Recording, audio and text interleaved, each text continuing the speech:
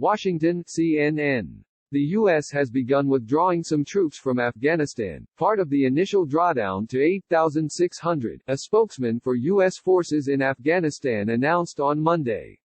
The move is part of the historic agreement signed between the U.S. and Taliban late last month that sets into motion the potential for a full withdrawal of U.S. troops who have been fighting in the country since 2001.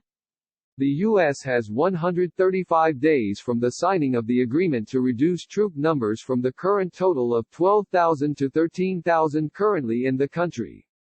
In accordance with the U.S. Islamic Republic of Afghanistan Joint Declaration and the U.S. Taliban Agreement, U.S. Forces Afghanistan USFORA has begun its conditions-based reduction of forces to 8,600 over 135 days. USFORA maintains all the military means and authorities to accomplish our objectives, including conducting counterterrorism operations against al-Qaeda and ISIS-K and providing support to the Afghan National Defense and Security Forces. USFORA is on track to meet directed force levels while retaining the necessary capabilities, U.S. Forces Afghanistan spokesman Colonel Sonny Leggett said in a statement. If the Taliban meet the conditions of the agreement, the remaining U.S. troops are supposed to depart within 14 months. The Associated Press first reported the drawdown had begun. While U.S. officials have repeatedly stressed that the withdrawal is conditions-based, the initial drawdown comes as the Taliban has continued to conduct dozens of deadly attacks against America's Afghan allies. The U.S. military has carried out at least one drone strike against the Taliban in defense of local Afghan troops. The conditions that the Taliban are expected to adhere to as part of the agreement are also unclear, as defense officials have said that some of those conditions are not being released to the public. Secretary of Defense Mark Esper told reporters at the Pentagon last week that some of the information is detailed in two classified implementation arrangement documents, developed by the Department of State in consultation with the Department of Defense. The secrecy surrounding the deal has led some to criticize the agreement for its lack of transparency and the inability to hold the Taliban to account.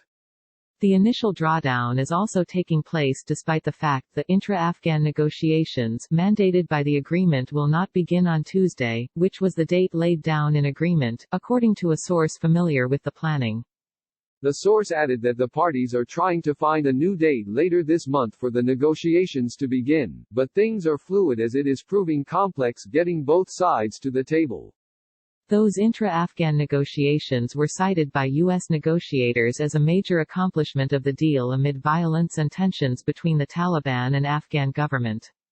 Tomorrow, Afghanistan's President Ashraf Ghani is expected to announce who will be at the negotiating table for the Afghan side, and the list will include multiple women, the source said.